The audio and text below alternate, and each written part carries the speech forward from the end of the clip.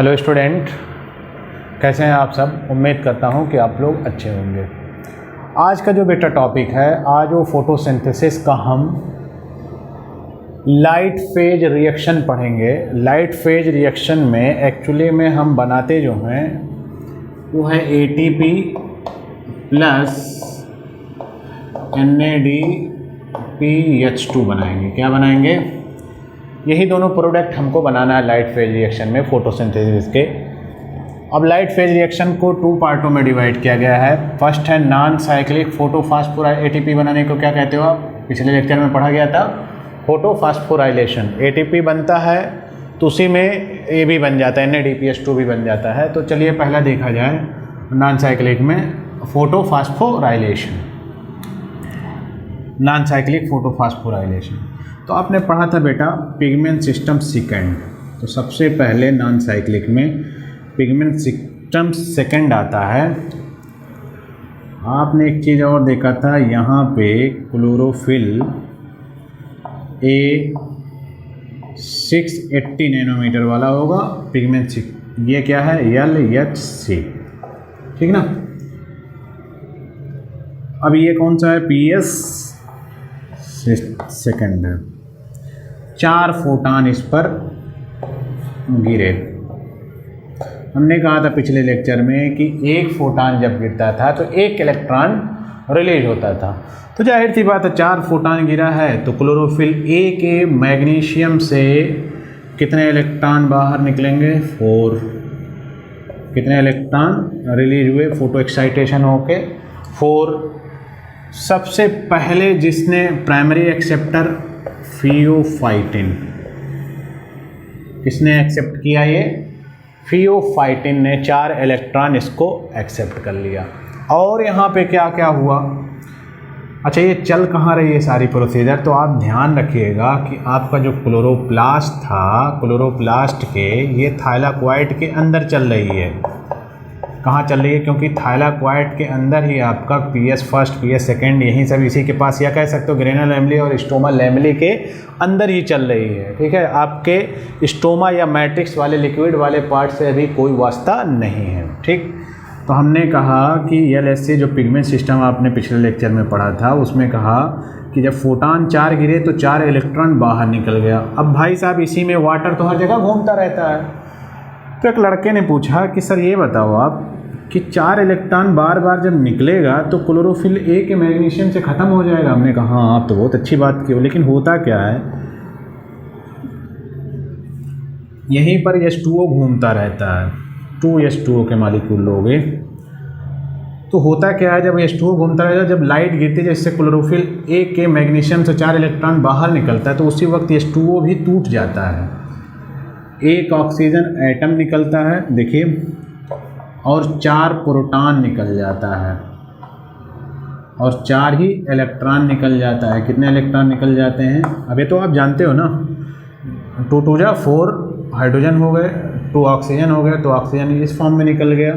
जब 4 हाइड्रोजन हो गया तो एक, जब प्रोटॉन ओनली लिखा जाए तो इसका मतलब क्या होता है? प्रोटॉन अगर ऐसे लिख दिया तो 4 इलेक्ट्रॉन भी निकले होंगे। केमिस्ट्री में आप बेहतर जानते होंगे। ठीक, तो 4 इलेक्ट्रॉन निकल गए। यही इलेक्ट्रॉन इसको रिड्यूस करता रहता है, बार बार यहाँ से इसको इलेक्ट्रॉन मिलता रहता है और ये फोटान गिरते रहते हैं, ये निकलता रहता है। तो ऑक्सीजन जो होता है, इसमें प्रोसीजर चल रही थी, ऑक्सीजन क्या हो गया? रिलीज हो गया। और ये 4 इलेक्ट्रॉन क्या हो गए? फिर क्लोरोफिल A के मैग्नीशियम में चला गया। फिर फोटान गिरते हैं, ये प्रोसीजर शुरू हो जाती है, इलेक्ट्रॉन निकलने लगते हैं। तो हमने फिर बात किया कि ये कहाँ जाता है, फिर 4 प्रोटॉन कहाँ जाता है? तो हमने बात किया था कि जो आपका ये थाइलाकोइड होता है, थाइलाकोइड में हमने बात किया था ल्यूमेन होता है। इसके अंदर क्या होती है? जगह होती है, इसके अंदर ल्यूमेन गड्ढा होता है। तो याद रखिएगा, इसी ल्यूमेन में, थाइलाकोइड के ल्यूमेन में ही सारे प्रोटॉन इकट्ठा होते रहते हैं। कहाँ? किसके ल्यूमेन में? थाइलाकोइड का जो ल्यूमेन होता है, क्लोरोफिल इस तरीके से है। अब इसी के अंदर जो ल्यूमेन होता है, प्रोटॉन यहीं पर क्या होते रहते हैं? इकट्ठा होते रहते हैं। तो हमने H2O की बात कर ली, ऑक्सीजन, इसी को आप क्या कहते हो? फोटोलाइसिस ऑफ वाटर कहते हो। क्या कहलाता है? फोटोलाइसिस ऑफ वाटर कहलाता है। ठीक है, अब ये 4 इलेक्ट्रॉन को सबसे पहले इसने एक्सेप्ट किया, चलिए ठीक है। फिर उसका 4 इलेक्ट्रॉन आगे बढ़ता है। अब जाएगा कहाँ ये तो बताओ। जब आगे बढ़ता है तो फिर इस 4 इलेक्ट्रॉन को इसने एक्सेप्ट किया था, फिर 4 इलेक्ट्रॉन को फिर कौन एक्सेप्ट करता है? प्लास्टोक्विनोन एक्सेप्ट करता है। कौन एक्सेप्ट करता है भाई? प्लास्टोक्विनोन। फिर ये आगे बढ़ता है 4 इलेक्ट्रॉन, 4 इलेक्ट्रॉन आगे बढ़ता है। फिर यहाँ पे साइटोक्रोम सिस्टम आता है, साइटोक्रोम B3 एक्सेप्ट करता है। फिर उसके बाद 4 इलेक्ट्रॉन को साइटोक्रोम B6 एक्सेप्ट करता है। फिर उसके बाद साइटोक्रोम F एक्सेप्ट करता है। ऐसे प्रोसीजर चलती रहती है। फिर प्लास्टोसाइनिन एक्सेप्ट कर लेता है इस 4 इलेक्ट्रॉन को। अच्छा, जब साइटोक्रोम B3 से साइटोक्रोम B6 जब एक्सेप्ट कर रहा था, तब यहाँ पे इलेक्ट्रॉन जब डाउन हिल पाथ में जा रहा है ना इलेक्ट्रॉन, तो यहाँ से 2 ADP प्लस 2 इनऑर्गेनिक फास्फेट से क्या बना था? 2 ATP बना था। तो इसी को क्या कहते हो? साइटोक्रोम सिस्टम कहलाता है। क्या कहलाता है? साइटोक्रोम सिस्टम कहलाता है, ठीक है ना। अब इलेक्ट्रॉन इस तरीके से जब नीचे जा रहा था तो साइटोक्रोम B3 B6 के बीच क्या निकला? 2 ATP निकला। क्या निकला? 2 ATP निकला। फिर इलेक्ट्रॉन प्लास्टोसाइनिन के पास गया। अब उसके बाद फिर यहाँ पे फिर दूसरा वाला पिगमेंट सिस्टम आता है, जिसका क्लोरोफिल A मैक्सिमम कौन से लाइट को एब्जॉर्ब कर सकता है? P700। और यहाँ पे क्या होता है? LHC। यहाँ पे भी 4 फोटॉन गिरते हैं। तो यहाँ का भी 4 इलेक्ट्रॉन जंप करता है। 4 इलेक्ट्रॉन क्या करता है? तो अब इसको इलेक्ट्रॉन कहाँ से मिले?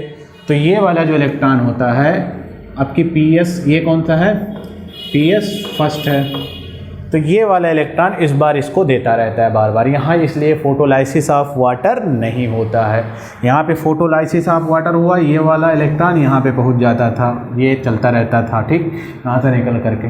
यहाँ पे फोटोलाइसिस ऑफ वाटर की ज़रूरत नहीं, क्योंकि ये 4 इलेक्ट्रॉन इसको रिड्यूस कर ले जा रहा है। ये जो पहला इलेक्ट्रॉन एक्सेप्टर है वो अननोन है, इसकी जानकारी हमारे पास नहीं है। चलिए ठीक, आगे चलते हैं। फिर आगे ये 4 इलेक्ट्रॉन आगे बढ़ता जाता है। फिर हमने एक चीज़ बताया था बेटा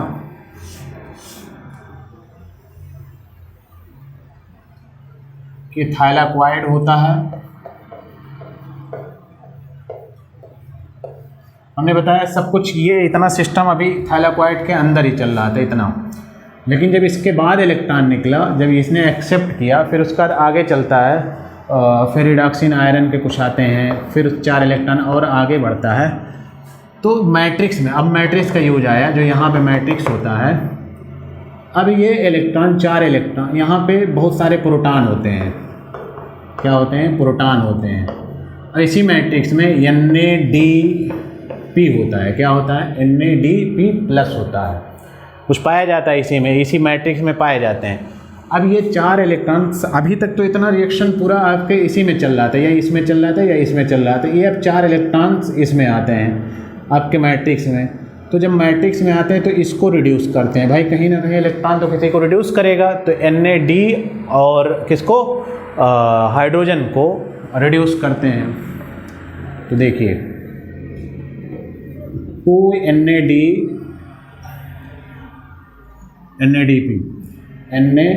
NADP शायद उधर दिख नहीं रहा होगा, इसलिए मैं इधर कर दे रहा हूँ।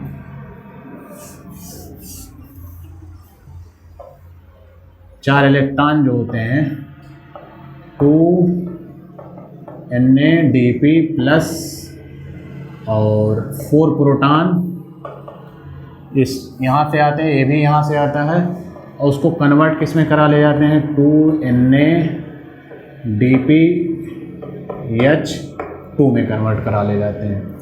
या तो इसी को आप इस तरीके से लिखते हो, ठीक है।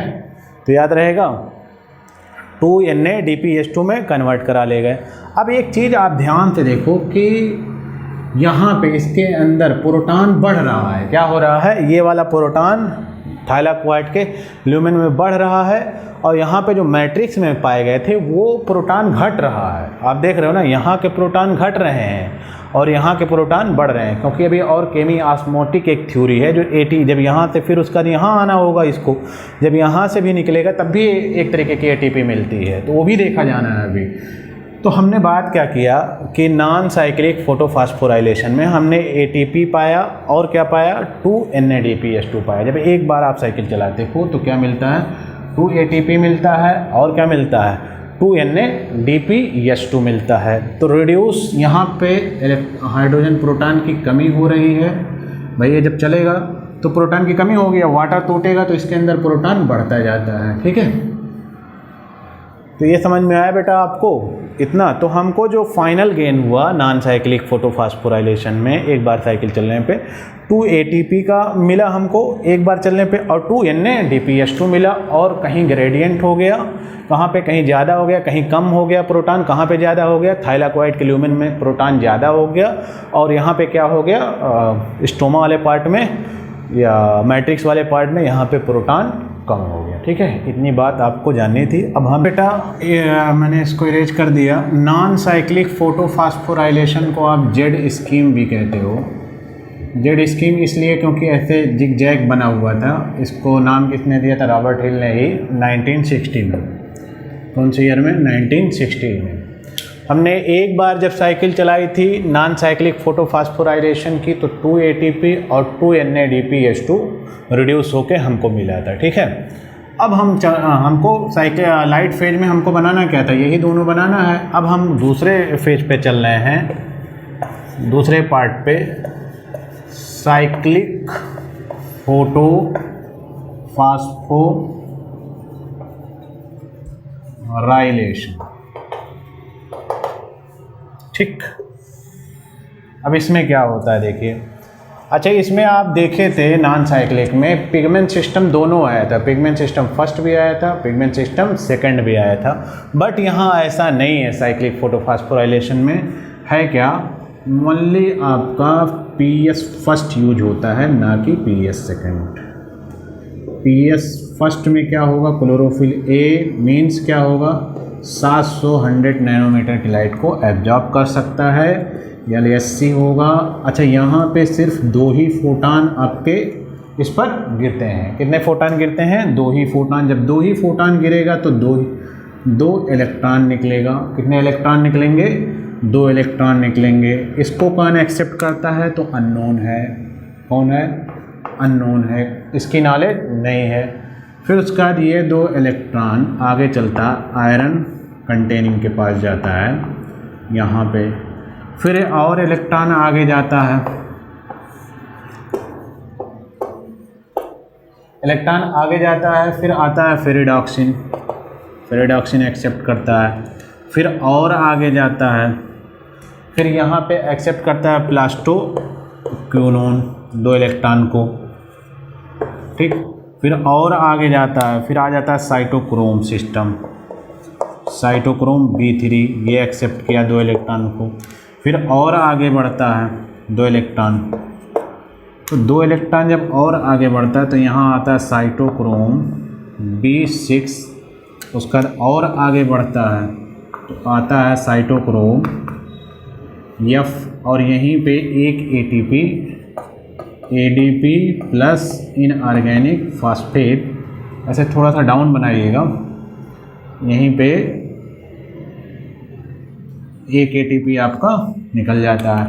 और फिर ये इलेक्ट्रॉन कहाँ जाता है, 2 इलेक्ट्रॉन, फिर प्लास्टोसाइनिन आता है, फिर इस इलेक्ट्रॉन इसमें आ जाता है। तो यहाँ देखिए फोटोलाइसिस ऑफ वाटर की ज़रूरत ही नहीं, क्योंकि उसका इलेक्ट्रॉन रिटर्न उसी के पास आ जा रहा है। अच्छा, उसका इलेक्ट्रॉन नॉन साइक्लिक वाले का उसके पास नहीं आता था, उसको इलेक्ट्रॉन कहीं फोटोलाइसिस ऑफ वाटर से मिलती थी, तो यहाँ इलेक्ट्रॉन की ज़रूरत ही नहीं है। अच्छा, यहाँ एक साइकिल चलने पे कितना ATP बनती है, 1, और यहाँ देखिए NADPH2 का फॉर्मेशन हुआ ही नहीं, मतलब NADP का रिडक्शन हुआ ही नहीं।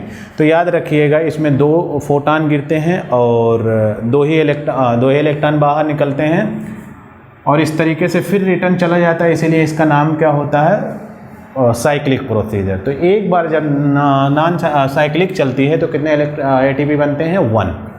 तो आप कुछ डिफ्रेंशिएट देख लीजिए, यहाँ पे फोटोलाइसिस ऑफ वाटर होता है नॉन साइक्लिक में, यहाँ फोटोलाइसिस ऑफ वाटर नहीं होता है।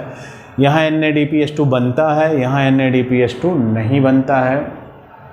यहाँ पे 4 इलेक्ट्रॉन निकलते हैं, बाहर होते हैं, फोटान गिरता है, यहाँ पे 2 ही इलेक्ट्रॉन। यहाँ का इलेक्ट्रॉन रिटर्न नहीं आता है, यहाँ का इलेक्ट्रॉन रिटर्न आ जाता है।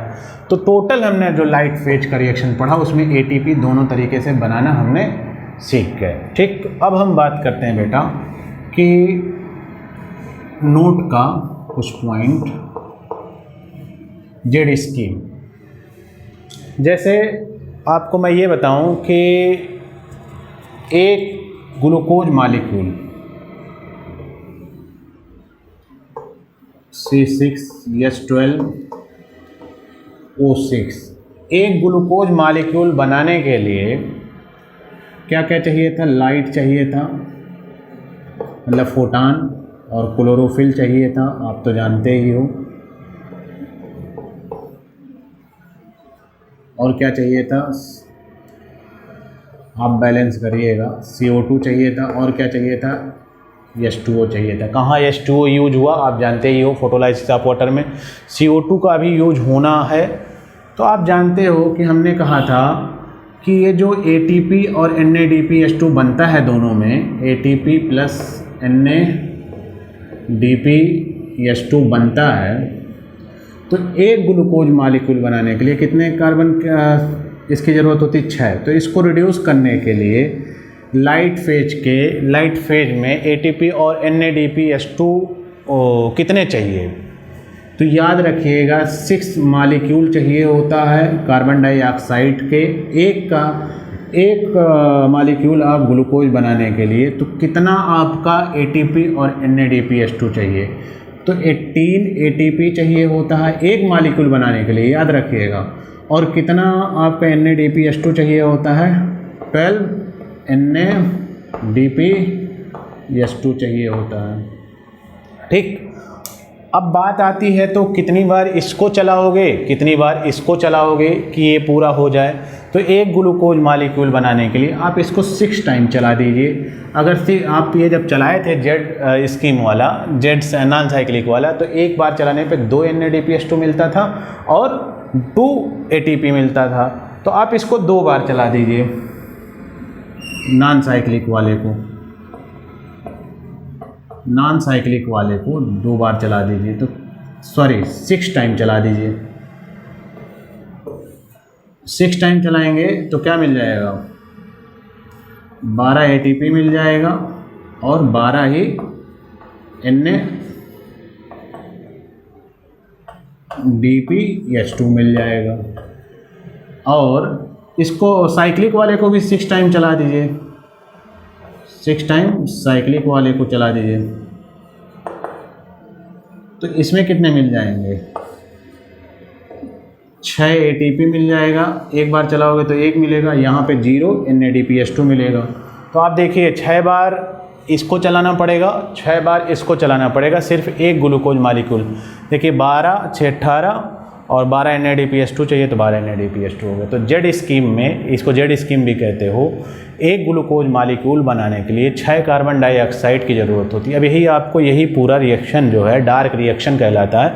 अब इसी को कैसे बनता है, इसी को हमें डिटेल में पढ़ना है। तो याद रखिएगा एक ग्लूकोज मॉलिक्यूल को बनाने के लिए 18 ATP प्लस 12 NADPH2 चाहिए होता है। वो कहाँ से आता है, नॉन साइक्लिक को 6 बार आप चला दीजिए 6 टाइम, और 6 टाइम साइक्लिक को चला दीजिए, जिससे आपका रिक्वायरमेंट पूरी हो जाएगी। ओके।